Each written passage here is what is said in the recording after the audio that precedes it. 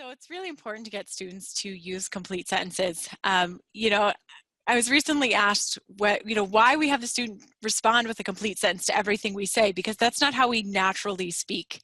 When we're having a conversation, we'll just say yes or no, not yes, I do, yes, I do, no, I do not. So why is it so important?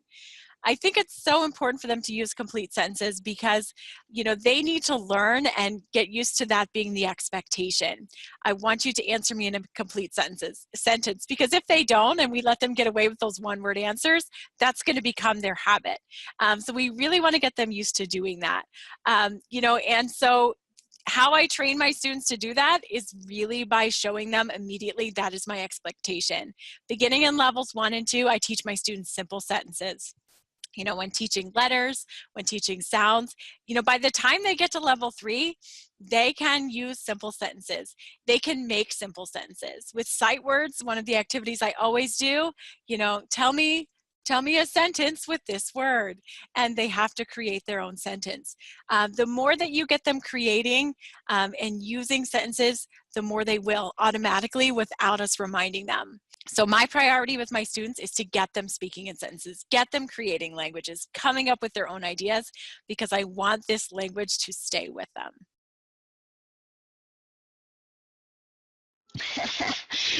Ew. What did he smell? He smelled bad. He smells something bad. He smells.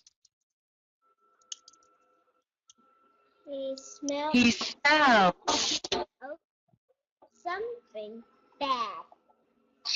Yes. What did she taste? She tastes stinky. She tastes something gross. Mm-hmm. She tastes something gross. She tastes something gross. Good. Rancher, what do you think is gross? I think my cup is gross. Yes, you would not eat a cup.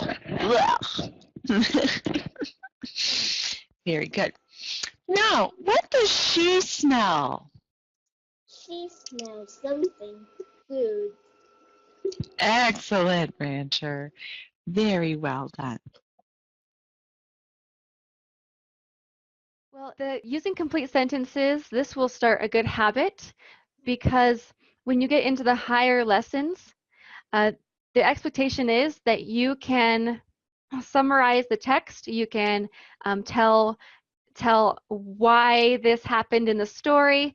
So you do need to have some pretty solid speaking skills. And I feel like speaking skills are the ones that are the hardest to develop with the students, because maybe they are advancing a lot quicker in their reading skills as they do homework at home independently. But speaking skills get left by the wayside if they don't have anybody to talk to. So by getting them to use complete sentences, what we're doing is we are getting them to put together these words into the sentence structure. And it is a tricky thing at first to get that right.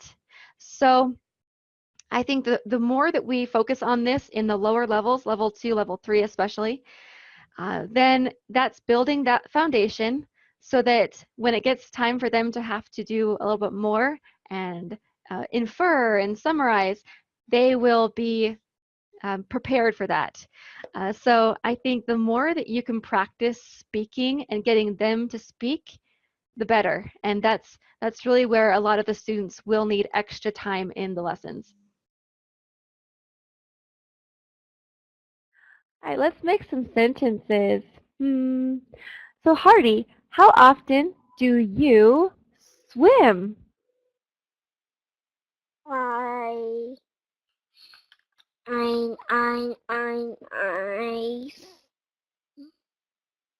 sometimes. Sometimes? Okay. I sometimes swim. I I sometimes swim. How often do you play American football?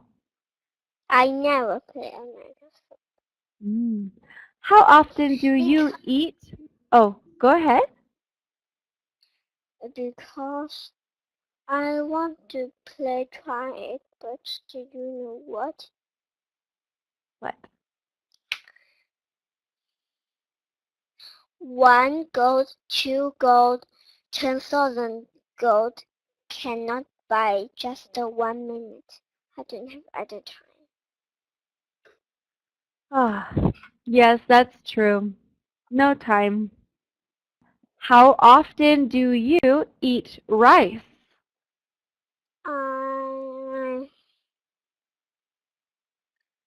I usually.